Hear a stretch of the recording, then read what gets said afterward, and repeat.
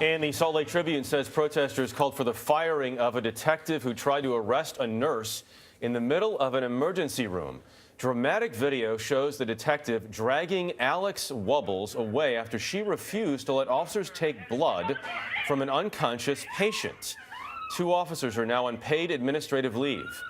Tony DeCoppola is here with why the nurse says she was just trying to do her job. Tony, good morning. Good morning. The Salt Lake City Police Department is facing criticism for its conduct in the video, which was released by Alex Wubbles' attorneys. The footage has resulted in a public apology from the Salt Lake City Police Chief and a criminal investigation by the DA's office.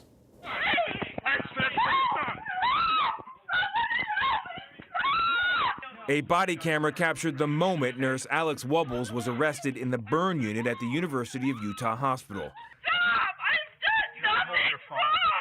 She was handcuffed after she refused to let police draw blood from an unconscious man in the emergency room. I'm just a nurse trying to protect the patient. Believe it or not, I'm trying to protect him too. It's so blatantly obvious what was right and what was wrong, and I was not wrong. The victim, an Idaho Reserve police officer who works as a truck driver, had been brought in after being in this fiery car crash on July 26 near Salt Lake City. Officer Jeff Payne's written report said he wanted to take a blood sample to show the victim did nothing wrong. Is this patient under arrest? Nope.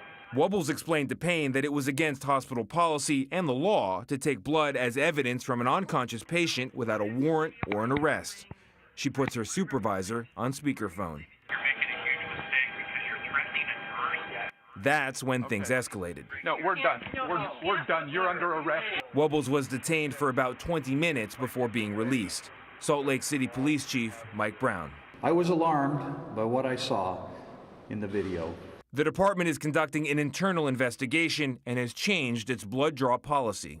I want to just continue the conversation. We need re-education, and I will be waiting to hear what Chief Brown decides should be done with his employees. Over the weekend, around 100 people gathered outside police headquarters to voice their outrage. Wubbles says if she had to, she would take the same action again. My coworkers would have done the exact same thing. This is what we do. This is our profession. Alex Wubbles hasn't taken any legal action, but she says that's not off the table. The police department where the patient worked issued a statement thanking the nurse and the hospital staff, saying protecting the rights of others is truly a heroic act. It's a great story for Americans to know that somebody would protect what's really important, your blood, from somebody who doesn't have a warrant. A great ending to a very unfortunate beginning. Yeah, I think we're all shaking our heads looking at that video over and over again. How can that happen? Absolutely. Tony, thank you very much.